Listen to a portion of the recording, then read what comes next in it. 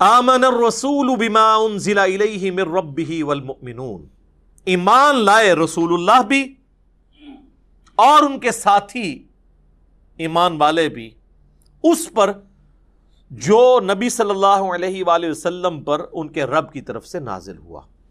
یہ ہماری خوش قسمتی ہے کیونکہ ہم بھی ایمان والوں میں شامل ہیں، یعنی ایمان قبول کرنے والوں میں۔ تعویل خاص میں تو صحابہ ہیں، اور پھر قیامت تک جو لوگ بھی ایمان قبول کریں گے، کہ اللہ نے اہل ایمان کا ذکر اپنے پیغمبر کے ایمان کے ساتھ کیا ہے۔ سب سے پہلے محمد بن عبداللہ ایمان لے کر آئے ہیں محمد الرسول اللہ پر، رسول اللہ نے خود بھی اپنے اوپر ایمان لے کے آئے ہیں۔ یہ بڑی باریک بات ہے، یعنی اللہ تعالیٰ پیغمبروں کا دل ایسا بناتا ہے کہ جب ان پر فرشتہ نازل ہوتا ہے تو ان کو اس بات پہ استقامت ملتی ہے کہ یہ فرشتہ ہی آیا ہے، کوئی شیطان نہیں میری طرف آیا۔ یہ جو دل کا پختہ ہونا ہے ایمان کے اوپر کہ واقعی اللہ کا پیغمبر ہوں، یہ اللہ کی طرف سے ہوتا ہے۔ جب نبی الاسلام پہ پہلی وحی نازل ہوئی تو نبی صلی اللہ علیہ وآلہ وسلم سب سے پہلے اپنے اوپر ایمان لے کر آئے۔ اسی کو کہا جاتا ہے کہ محمد بن عبداللہ ایمان لائے محمد الرسول اللہ پر، اور اہل ایمان بھی۔ کل آمن باللہ وملائکتہ وکتبہ ورسلہ۔ اب یہ سب کے سب لوگوں کا یہ حال ہے کہ یہ ایمان لاتے ہیں اللہ پر، اس کے تمام فرشتوں پر، اس کی کتابوں پر اور اس کے رسولوں پر۔ تو عقیدہ توحید اور رسالت اس میں کور ہو گیا۔ آخرت کا ذکر تو بعد میں آ جائے گا۔ فرشتوں پر ایمان، کتابوں پر ایمان بھی توحید اور رسالت کی کیٹیگری میں ہی فال کرتا ہے۔ فرشتوں کو اللہ نے پیدا کیا اور پیغمبروں پہ ہی کتابیں نازل ہوتی ہیں۔ بڑی تین کیٹیگریز وہی ہیں، عقیدہ توحید، عقیدہ رسالت اور عقیدہ آخرت۔ لا نفرق بین احد من رسلی، ہم رسولوں میں ایمان لانے میں فرق نہیں کرتے، ایمان سب پہ برابر کا ہے۔ یہ جو سورۃ البقرہ میں آیات آئی تھی نا، تلک الرسل فضلنا بعضهم علی بعض، تو اس میں نے عقیدہ تفضیل بین الرسل اور تفریق بین الرسل کے اوپر ڈیٹیل سے گفتگو کی تھی کہ رسول ایک دوسرے پہ فضیلت رکھتے ہیں، یہ عقیدہ بالکل درست ہے، لیکن اس کی بنیاد پہ کسی رسول کی تنقیص نہیں ہو سکتی، اور تفریق تو کر ہی نہیں سکتے کہ آپ رسولوں میں ایمان لانے میں فرق کر دیں۔ جس طرح کہ جیوز نے حضرت عیسیٰ کو ماننے سے انکار کر دیا، بنی اسرائیل کے باقی سارے پیغمبر مان لیے تو وہ بھی کافر ہیں۔ کرسچنز نے حضرت عیسیٰ کو مان لیا لیکن ہمارے نبی صلی اللہ علیہ وآلہ وسلم کا انکار کر دیا، وہ بھی کافر ہے۔ وقالوا سمعنا واطعنا، اور اہل ایمان کی نشانی ہے، وہ کہتے ہیں ہم نے سنا اور اطاعت اختیار کی۔ اور وہ یہودی کیا کہتے تھے؟ سمعنا وعصینا، سنا اور نافرمانی کی، نعوذ باللہ۔ غفرانک ربنا والیک المصیر، اے اللہ ہم تیری مغفرت کے طلبگار ہیں اے ہمارے رب، اور ہمیں لوٹ کر تیری طرف جانا ہے۔ یہ لوٹ کر تیری طرف جانا ہے عقیدہ آخرت آ گیا۔ تو یہ تجدید ایمان ہے جو میں نے شروع میں کہا تھا کہ سارے بنیادی عقائد ان آیات کے اندر کور ہے۔ لا یکلف اللہ نفسا الا وسعها، اللہ تعالی کسی جان پر بوجھ نہیں ڈالتا مگر اتنا ہی جتنا اس کی وسعت ہے۔ یہ دنیا کے اعتبار سے بھی ہے، آخرت کے اعتبار سے بھی، اور یہ اللہ ہی ہے، یقین کریں، جو جج کر سکتا ہے، کیونکہ کچھ چیزیں تقدیر میں ہیں۔ حتیٰ کہ صحیح مسلم میں حدیث ہے کہ یہ جو دانائی ہے نا، کسی کا ذہین ہونا، یہ بھی تقدیر سے ہے۔ تمام لوگ ذہانت میں برابر نہیں ہو سکتے۔ البتہ ایک ڈیٹم لیول پہ چیز ہے جو سب کو دی اللہ نے، وہ اللہ کی پہچان ہے، آخرت کی کامیابی وہ حاصل کر سکتے ہیں۔ اس میں اگر کوئی پاگل ہے اس سے تو ویسے ہی اللہ تعالیٰ نے قلم اٹھایا ہوا ہے، اس اعتبار سے سارے برابر ہیں، لیکن جو باقی جو صلاحیتیں ہیں ظاہر ہے ہر بندے کو ڈیفرنٹ اللہ نے دی ہیں۔ تو اللہ یہ جج کر سکتا ہے کہ اس کو میں نے 100 نمبروں کی صلاحیت دی تھی، اس نے 70 حاصل کیے، یہ ناکام ہے۔ اس بیچارے کو صلاحیت ہی 50 کی دی تھی، اس نے 50 میں سے 50 حاصل کر لیے، اگرچہ 70 سے کم ہے، لیکن اس کی 100/100 ہے۔ اس لیے کہا جاتا ہے کہ نیکیاں قیامت والے دن گنی نہیں جائیں گی، تولی جائیں گی۔ کسی شخص کی ایک نیکی کسی کے 1,00,000 نیکی کے برابر بھی ہو سکتی ہے، کیونکہ جو اسے اللہ نے شاکلہ دیا تھا، سورہ بنی اسرائیل میں سے کہا گیا نا کہ شاکلہ، گیون سرکمسٹانسز، جو ماحول دیا گیا، کچھ چیزیں آپ کو تقدیر کے اعتبار سے دی گئیں، ظاہر ہے وہ تو آپ چینج نہیں کر سکتے، انہی حالات و واقعات میں آپ بیسٹ کتنا پرفارم کر سکتے تھے. لیکن یہ نہ ہو کہ کوئی شخص دنیا میں تو ماشاءاللہ بڑا تیز ہو اور دین کا معاملہ ہے کہ جی ہماری تو استطاعت ہی کوئی نہیں. جی بالکل ٹائم ہی نہیں ملتا جی. ٹائم سارا تو دنیا نو لایا, ٹائم تو کتوں لبے, فوٹو کاپی ہوندی ٹائم دی. تو دنیا داری میں وہ فل تیز. آپ دیکھیں کتنے آپ کو لوگ نظر آئیں گے جب دین کی بات کریں تو لگتا ہے کہ یہ بیچارے بالکل گئے گزرے ہیں, لیکن ان کو آپ کبھی اپنی دکان پہ دیکھیں تو یہ تو دنیا میں تو میں آپ سے یہ بات کروں گا نا, اور تو کوئی جرت نہیں کرے گا یہ بات کرنے کی, کیونکہ لوگ ڈرتے ہیں آپ لوگوں سے یہ بات کرتے ہوئے. لیکن آخرت میں چمڑی اتر جانی ہے کہ اللہ تعالیٰ فرمائے گا اچھا تو بالکل ہی سیدھا سا, تمہیں سمجھ ہی کوئی نہیں لگی. تو وہ اس کی وسعت کے مطابق لہا ما کسبت وعلیہا مکتسبت, اسے اجر ملے گا اس کے کیے ہوئے نیک اعمال کا بھی, اور وبال بھی ہوگا جو اس نے برے اعمال کمائے ہیں. لہا اس کے لیے, علیہا اس پر. ربنا لا تؤاخذنا ان نسینا واخطأنا, آمین. اے رب ہمارے مت گرفت فرمانا ہماری, کبھی ہم بھول جائیں یا خطا کر بیٹھے. انسان بھول چوک بھی ہو سکتی ہے, اور کبھی یہ کہ کام ٹھیک کر رہا ہے بھولا نہیں ہے, لیکن اس دوران کوئی اجتہادی غلطی ہو گئی ہے, تو اے اللہ ہم سے درگزر فرمانا, آمین. ربنا ولا تحمل علینا اصرا کما حملته علی الذین من قبلنا, اے رب ہمارے ہم پر ایسا بوجھ نہ ڈالنا جس طرح کہ ہم سے جو اگلے لوگ گزر چکے ہیں, ہم سے پہلے جو گزرے, ہم پچھلے ہیں نا ان کے, وہ ہم سے پہلے یعنی آگے گزر چکے, اگلے روز اگلے جو لوگ گزر چکے ان پہ جو تو نے بوجھ ڈالا تھا ویسا ہم پہ نہ ڈالنا. صحیح بخاری میں حدیث ہے, صحابہ کرام نے جب شکایت کی نا کہ یا رسول اللہ اتنی تکلیفیں اٹھانی پڑتی ہیں, تو آپ علیہ السلام ناراض ہوئے. آپ نے فرمایا کہ اگلے لوگوں کو تو اتنی تکلیف دی جاتی تھی ایمان لانے پر کہ زمین میں گڑا کھود کے ان کو کھڑا کیا جاتا تھا اور سر پہ آرا رکھا جاتا تھا, وہ اپنے 2 ٹکڑے کروا لیتے تھے, ایمان نہیں چھوڑتے تھے. اور جسموں پر لوہے کی کنگیاں پھیری جاتی تھی یہاں تک کہ ان کی ہڈیوں تک پہنچ جاتی تھی, اور گوشت چھیلا جاتا تھا.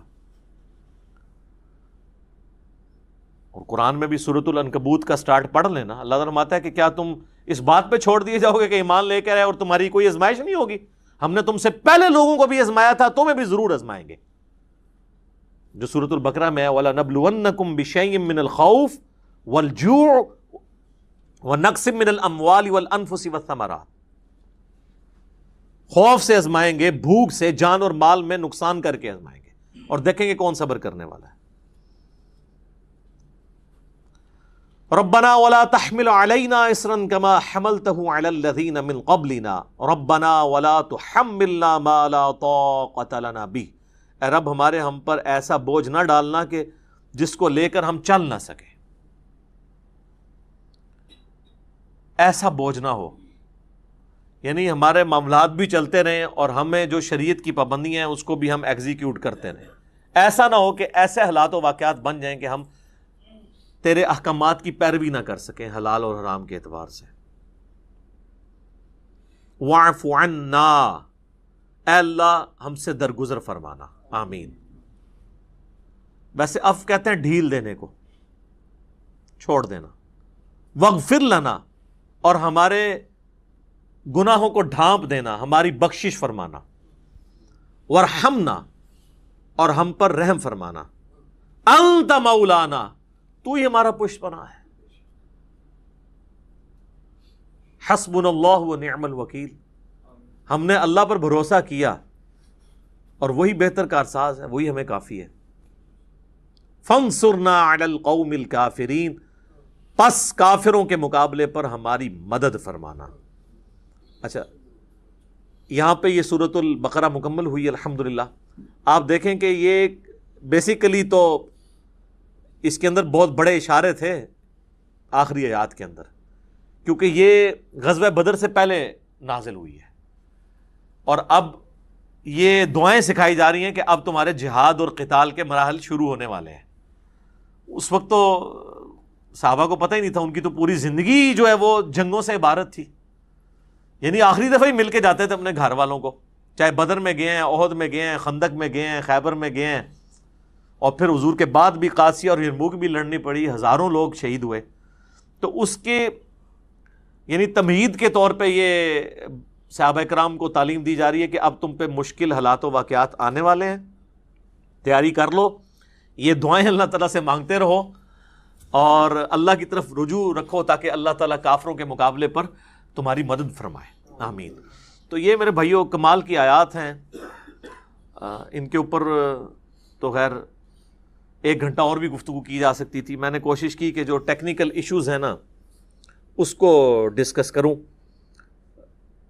جن کی تفسیر مشکل تھی، باقی چیزوں کو میں نے سکپ کر دیا یہ کیونکہ سیلف ایکسپلینیٹری ہیں خود ہی یہ آیات۔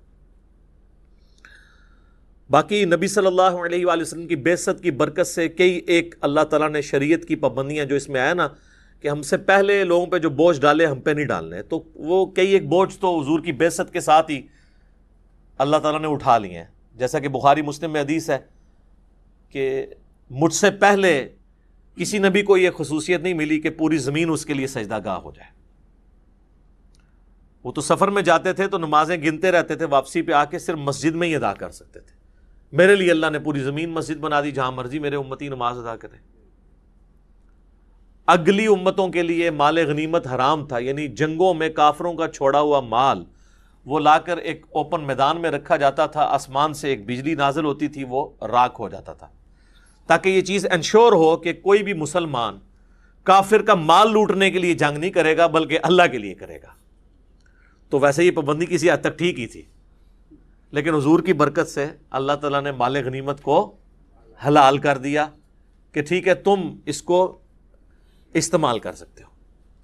اور پھر آپ کو پتہ ہے غزوہ احد میں پھر مس ہینڈلنگ بھی ہوئی، اس کے اوپر سرزنش بھی ہوئی، 60 آیات نازل ہوئی سورہ آل عمران کی کہ تم نے نبی صلی اللہ علیہ وآلہ وسلم کی نافرمانی کی ہے دنیا کے مال کی وجہ سے، اور اس سرزنش کا فائدہ ہوا کہ پھر اس کے بعد صحابہ کرام کو جنگ ہارے نہیں ہیں، ڈسپلن کبھی اپنا لوز نہیں کیا، کیونکہ اللہ تو پھر قادسیہ اور یرموک بھی دیکھ رہا تھا نا کہ اس کے بعد اتنی بڑی بڑی جنگیں ہونے والی ہیں اور وہاں تو پوری دنیا کے خزانے ان کے ہاتھوں میں لگنے والے ہیں، تو پہلے ہی ذرا اس اعتبار سے ان کی تربیت کی جائے کہ اللہ کی رضا کے لیے سارے کے سارے معاملات ہونے چاہیے۔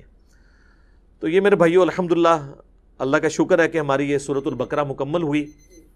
انشاءاللہ تعالی اگلی جو 43 نمبر کلاس ہے وہ سورہ آل عمران کو ہم سٹارٹ کریں گے، اور یہ اللہ کا شکر ہے کہ سورۃ البقرہ مکمل ہوئی۔